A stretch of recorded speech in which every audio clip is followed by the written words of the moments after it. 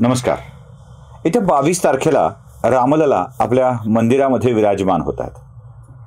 अनेक वर्ष, अनेक शतकांचा रामललाचा वनवास आता संपतोय आणि ते स्वतःच्या मंदिरामध्ये स्थानापन्न होतात. याचा आनंद सगळ्याच लोकांना प्रचंड आहे.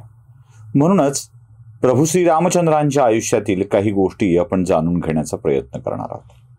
मित्रो, राम रावण युद्ध झालं, रावणाचा पराभव झाला, रावणाचा मृत्यू झाला. रावणाच्या मृत्यूनंतर त्याच्या पार्थिव देहावर अंत्यसंस्कार करण्यासाठी विभीषणाला सांगण्यात आलं, पण रावणाची पत्नी मंदोदरी तिथं आलेली होती. रावणाच्या पत्नीला आपल्या पतीचं तो मृतदेह बघून शोक अनावर झाला आणि तिने विचारलं की तो कुठे आहे ज्याने याला मारलं. लोकांनी सांगितले की काय तिथे एका दगडावरती बसलेला आहे. तेव्हा प्रभू रामचंद्र या सगळ्या युद्धाच्या संहारानंतर शांतपणे विचार करत बसलेले होते. मंदोदरी पाठीमागच्या बाजूने समोर येत होती.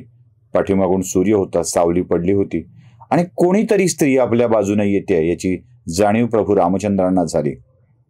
आणि प्रभू रामचंद्र पटकन उठले आणि म्हणाले, माते, या अशा युद्धभूमीच्या प्रसंगामध्ये आलात आपण कोण आहात? तेव्हा मंदोदरी म्हणाली, मीच ती दुर्दैवी स्त्री जिचा पती रावण त्रैलोक्याचा स्वामी इथे मृतप्राय होऊन पडलाय. रामाने हात जोडले आणि म्हणाले, माफ करा देवी, तुमचा पती प्रचंड बुद्धिमान होता, ज्ञानी होता, हुशार होता, संपन्न होता, ऐश्वर्य संपन्न होता, पण अनितीनं वागला होता म्हणून त्याला मारावं लागलं. मंदोदरी म्हणाली, का मारलं हे विचारायला नाही आले, कोण मारलं हे बघायला आले. आणि कसं काय मारू शकला हा प्रश्न माझ्या मनामध्ये होता, म्हणून मी आले. रामाने विचारलं, देवी माते, कळलं का झालं ते? ते म्हणाले, हो. काय कळलं आपल्याला?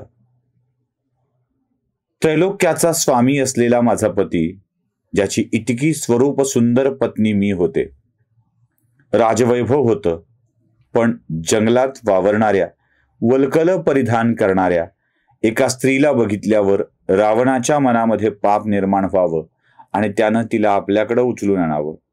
हा एक माझा पती. आणि दुसरे रामराया तुम्ही, ज्याला अत्यंत चांगल्या पोशाखातली स्त्री बघितल्यावर पटकन उठून तिला माते म्हणून वंदन करावं वाटतं, हाच तो फरक आहे. आणि त्यामुळेच तुम्ही रामाला मारू शकला. खरंच का? खरंच कसं काय? रामाने रावणाचा पराभव कसा केला?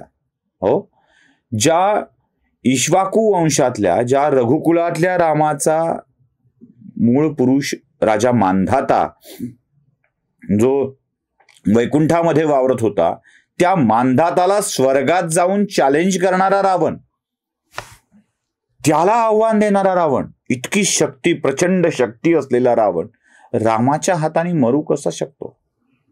रावणाचा पराक्रम थोडा होता का? रावणाच्या पराक्रमाचा विचार करायचा तर सगळे 9 ग्रह आपल्या पायाशी ठेवलेले होते आणि शनीवर तर पाय देऊन बसला होता, इतका शक्तिशाली रावण.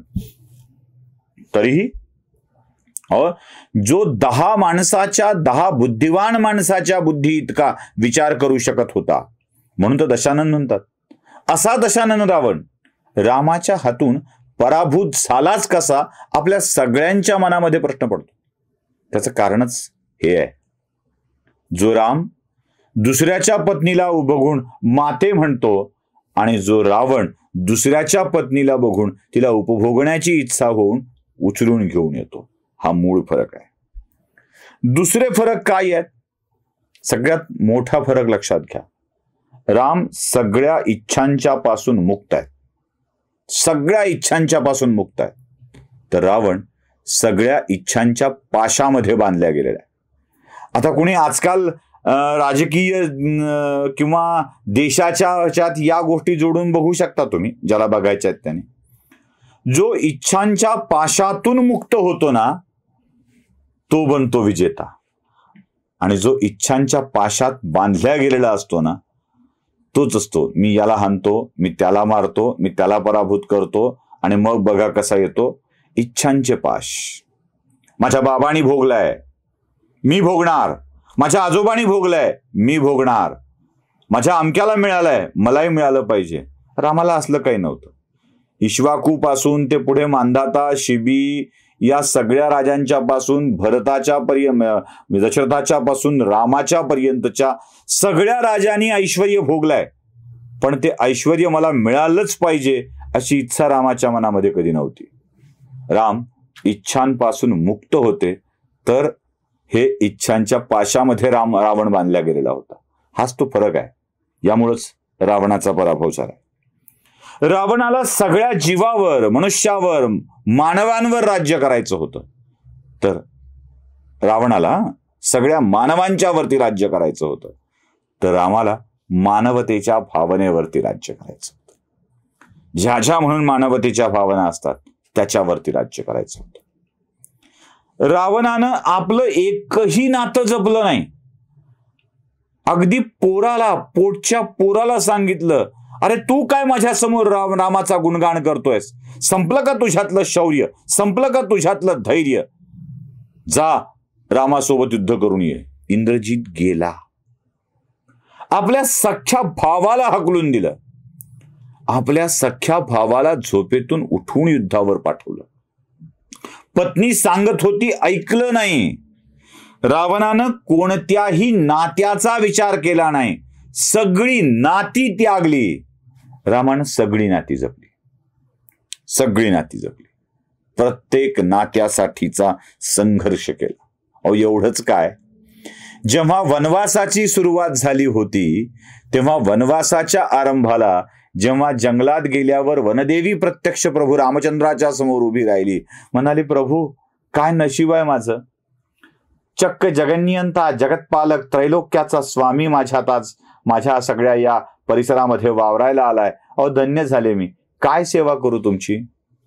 तेव्हा प्रभू रामचंद्रांनी सांगितलं, अगं मी वनवासाला आलोय वनदेवी, काय सेवा करून घेऊ? तेव्हा नाही देवा, काहीतरी करून घ्या माझ्याकडून. तेव्हा रामाने सांगितलं, हे वनदेवी, आता मी ज्या मार्गाने आलोय ना, त्या मार्गात काटे कुठे खूप आहेत. सगळे काटे काढून टाक, साफ कर. वनदेवीने रामाचं ऐकलं आणि पुन्हा प्रभू रामचंद्रांना विचारलं, देवा असं का सांगितलं? तुम्ही तर आला होतात, आता काटे रुतणार नव्हते. ते म्हणाले, अगं मला खात्री आहे माझा भाऊ माझ्या पाठोपाठ मला परत बोलवायला येणार आहे. जे काटे माझ्या पायात रुतलेत ना, ते त्याच्या पायात रुतायला नकोत. भरताचीही काळजी घेतली आहे, भावाचीही काळजी घेतली आहे.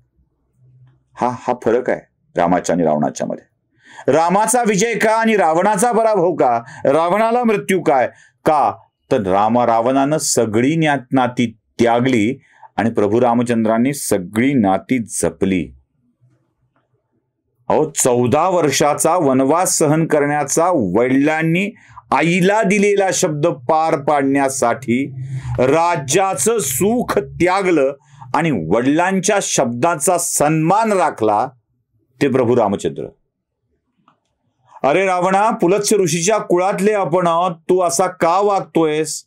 असं वडिलांनी सांगून सुद्धा ज्यानं नाही ऐकलं, ज्यानं बापाचा अपमान केला, तो रावण. पित्याचा सन्मान ठेवणारा राम म्हणून विजयी झाला, पित्याचा अपमान करणारा रावण म्हणून पराभूत झाला. जे प्राप्त झालंय, जे मिळालंय, त्यात समाधानी होते राम. रामासाठी जे प्राप्त आहे ते खूप होतं. अहो जंगलात दर्भाचं आसन मिळालं तरी खूप आहे. आत्ताच्या पुरती खायला फळं मिळाली तरी खूप आहे.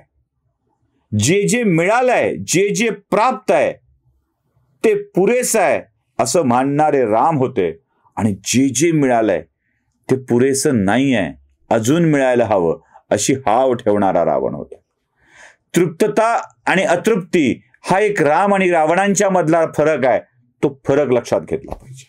आणि याच सगळ्या फरकामुळं, याच सगळ्या गोष्टीमुळं रावणाचा पराभव झाला आणि रामाचा विजय झाला. जो परक्या स्त्रीला माते समान समजतो तो प्रभू रामचंद्र विजयी झाला आणि जो परक्या स्त्रीवर डोळा ठेवून होता तो रावण पराभूत झाला. हेच रावणाच्या पराभवाचं खरं कारण आहे. नमस्कार.